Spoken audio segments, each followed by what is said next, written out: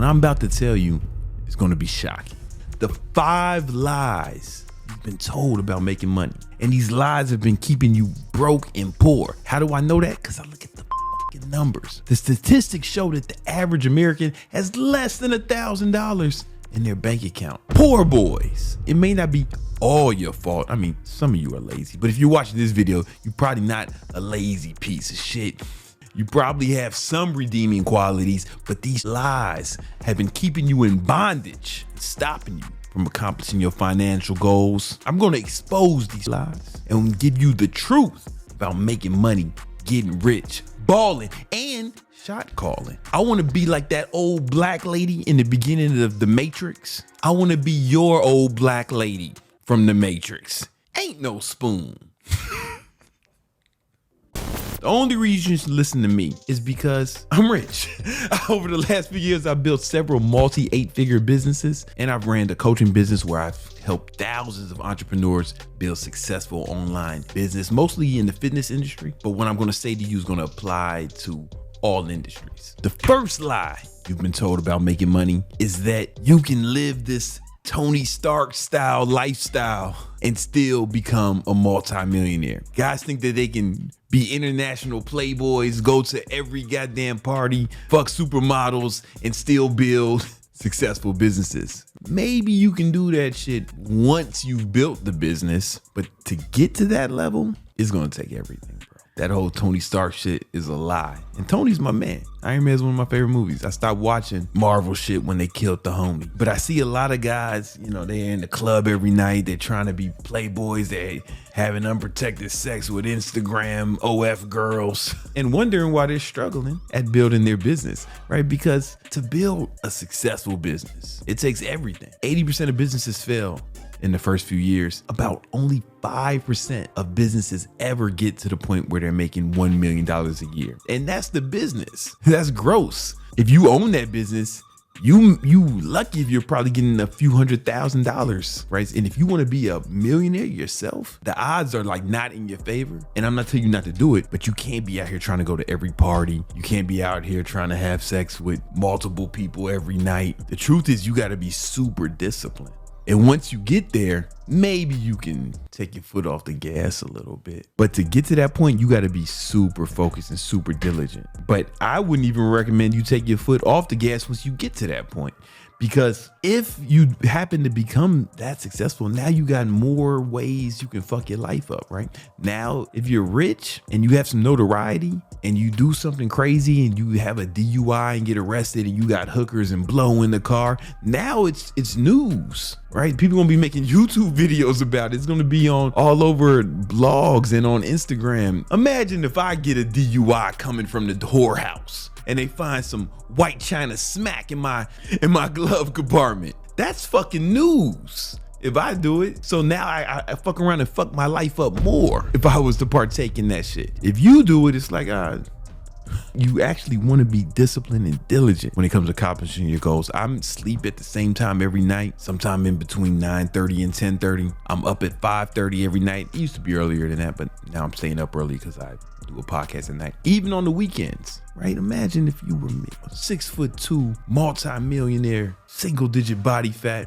penthouse apartment, millions of followers on every platform. Would you be trying to go to sleep at 9:30 every night, even the weekend? Is that how you would be behaving? No, you wouldn't. You motherfuckers would find a really creative way to fuck your life up if you ended up in those circumstances because you haven't built the discipline. Get disciplined. Then when you get to this level, it's best to stay disciplined. 2, you can start with no money. A lot of times people tell me, man, how do I start a business if I don't have no money? You don't, asshole. You don't, man. The fuck are you thinking about? This ain't a fairy tale. It's real life, man. Get a job is what I tell those people. Because almost every time they say this, they're healthy men in a first world country. There's no excuse for a healthy man in a first world country to have no money. If you're from Syria and you got Down syndrome, then you ain't got no money under those circumstances. I get it. But a healthy man in a first world country and you got no money, that's your fault. Here's the thing about America, London, Canada, most first world countries. right? You know how they say in New York, if you can make it here, you can make it anywhere. If you can't make it in America, you can't make it nowhere. I mean, I've been to some shit countries. I was in Guyana. I saw goats walking down the street on their own. They weren't livestock. They were just living their life, trying to find a way to feed their families. The goats trying to figure shit out. The goats ain't got the shit figured out over there. I was in Caracas, Venezuela, and in the mountains are covered in these fucking houses made of tin foil or aluminum foil or some shit. These motherfuckers don't have walls. And it's miles and miles of motherfuckers living in houses made of aluminum foil and sticks, and they don't have walls. You got walls, man. If you can't make it here, you can't make it nowhere. Get a job. Maybe get 2 jobs like I did. When my father shot himself in the head, it was during the recession of '08, the worst recession since the Great Depression. We had record unemployment in the country, and I had to take care of the whole family. And I had a college degree, but I couldn't get jobs because there was people with master's degrees working at Starbucks. I, with a college degree and server experience, I couldn't get a job at TGI Fridays. Walked in there with a suit and a resume, overqualified for the position. And they said, yeah, we just don't know if you're Queens Boulevard TGI Fridays material. That was what it was like in '08. And I just got a bunch of labor jobs. I refused to be broke, man. I was working security. I was working for moving companies, like blue collar shit, you know? I was doing personal training. My boy, he had a restaurant. He let me be the weekend manager. And I was doing that for 2 years straight. And guess what? After 2 years of doing that, I wasn't broke no more, dumbass. If you broke, it's your fault. In America, in a first world country, if you're a healthy man, maybe it applies to women too, I don't know, but I don't tell women what to do because that's how you get your YouTube page demonetized. The next lie is you need a lot of money to start. The last one was about guys trying to start with no money, like real broke boys, man. You know, the kind of guys who at the subway asking you to swipe him in, give him a swipe onto the subway because he ain't got $2 to ride the F train. We're talking about that guy. He shouldn't start no business. He can't even leave Brooklyn without help from the kindness of strangers. I'm talking about the opposite end of that spectrum, where people, they come to me and they say, Brandon, how do I get investors for my business, man? I got this great idea. I just need some investors to come put some money into it. And here's the thing. Investors are typically not going to invest in your fucking idea. The main thing they're going to invest in is your track record, either with previous businesses or your track record with the business you have right now. They're gonna wanna know what the numbers are. And they're not really gonna give a fuck how good your idea is. Because just because you have a good idea doesn't mean you know how to execute that idea. In fact, probably means you don't. If all you got is the idea and you haven't put any of it into practice, it probably means you don't know how to execute that idea. What I always tell entrepreneurs who have this big idea and they're looking for investors, ain't no investor gonna invest in you. And if you tell him your idea, he might just fucking steal it. So maybe you put that idea to the side and think, hey man, what business can I start with less capital? Because, you know, every business is really 2 businesses. There's the product or service that you're delivering to the consumer, but there's also the sales and marketing of that product or service. And they're 2 different skill sets, right? Just because you have an idea for a product or service doesn't mean you have any experience or knowledge about how to market or sell product or service to other humans, right? Get them to exchange currency for it. And there's no proof that they will, right? That's the most important part. Even if you knew how to do it, you need to show the investor proof that other humans will exchange currency for that product or service. Maybe this business, you need $1 million to start. You know, maybe you put that to the side and start like a service-based business that doesn't take a whole lot of capital or overhead. And this way you can learn parts of the business that pertain to marketing, sales, customer acquisition. You can learn accounting. Some of you motherfuckers need to know accounting. Might even want to think of it as like a practice business. And if done correctly, it can potentially give you seed capital for this big, huge, grandiose idea that you have. And you can be your own investor in your business. Because what I did was I worked all those jobs until I had some bread stacked up. And then while I was working those jobs, I started online training. I was one of the first people to do online training. I didn't invent it, but I was in the class of people who were pioneering it. And it was low overhead. I didn't need a whole lot of capital to start. And I kept my jobs at the time. So I wasn't dependent on the business. I can keep reinvesting into the business because I was able to support myself from my jobs. After some time, some trial and error, making a bunch of mistakes that need to be made, I was able to build that business up to like 7 figures. And I took some of that money and I started a supplement line called Bro Laboratories. We were super successful and we had a nice exit for an undisclosed amount. And then I went and started the next business. But the key was I used online training, a low overhead, low cost service-based business, as the catalyst to fuel all the other businesses I started. It was the first catalyst. The next lie you've been told about how to build your business is that you gotta burn your boats. You gotta quit your job today and just start that business. Put it all on the line, balls to the wall. And that is borderline. Listen, I can't say the R word that I wanna say because YouTube frowns upon us using that word. But I will say that anyone who tells you to do that is displaying a severe lack of intelligence. And it's irresponsible, especially if you have a family or kids or anybody who's dependent on you. Here's what I always tell entrepreneurs on how to start their business while they have a job and then quit that job in a responsible way that doesn't put their goddamn family in danger because you got some motherfucking dream. I tell entrepreneurs, hey, start your business on the side. That means you're gonna have to work on the weekends. You're gonna have to work after work and or before work. I'm not telling you to sacrifice your family and I'm not telling you to sacrifice sleep. I'm telling you to sacrifice everything else. When I was working all those hours and then I started my business on the side, I wasn't really watching TV. I wasn't going to any movies. I wasn't really listening to a lot of music. I wasn't surfing the internet, watching YouTube videos. I wasn't doing anything except for working on my business, spending time with my family. That was it. And I didn't neglect my family. I didn't neglect my sleep. I didn't neglect my health. I neglected everything else.